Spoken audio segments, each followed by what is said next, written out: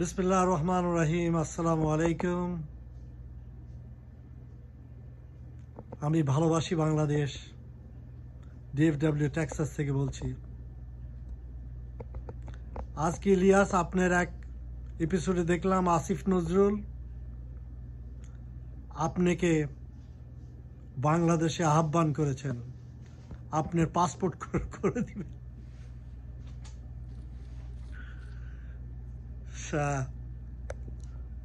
এখন কি বলবো, তা আপনি নিশ্চয়ই বুঝেন যে কেন আসিফ নজরুল আপনাকে বাংলাদেশে আহ্বান করছেন। আপনাকে বাংলাদেশে নিয়ে আপনাদেরকে রয়ের হাতে তুলে দিবেন এবং আপনি আর পিনাকি বাংলাদেশে যাওয়াই মাত্রই খুব শীঘ্রই আপনাদেরকে হত্যা করা হবে। আপনাদেরকে হত্যা করবে।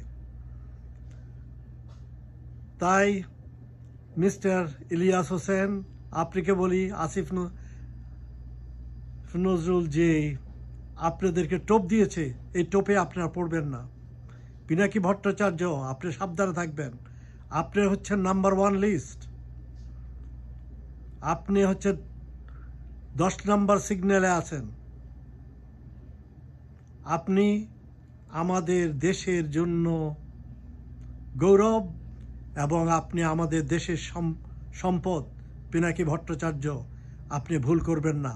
আপনি মাঝে মাঝে বেফাস কথা বলে ফেলবেন, প্লিজ।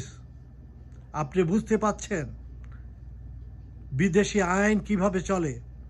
আপনি বিদেশে থাকেন, আমি জানি আপনি জীবনের মায়া করেন না, জীবনের ভয় করেন না, কিন্তু আপনাকে আমাদের প্রয়োজন আছে, বাংলাদেশিদের আপনাকে প্রয়োজন আছে। পিনাকি ভট্টাচার্য, প্লিজ আপনি এই ধরনের ভুল করবেন না। আমরা এই দেশ গড়ব ইনশাআল্লাহ। আমরা চেষ্টা করছি, একত্রিত হওয়ার জন্য চেষ্টা করছি।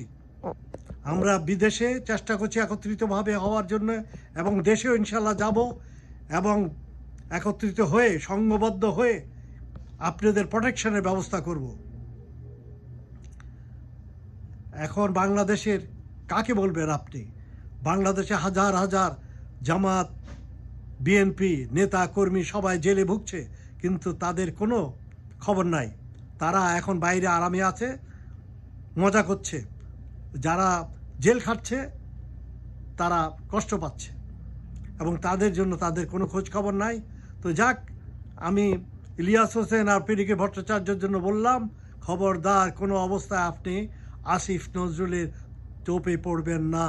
আসিফ নজরুল হচ্ছে এজেন্ট, খাস এজেন্ট।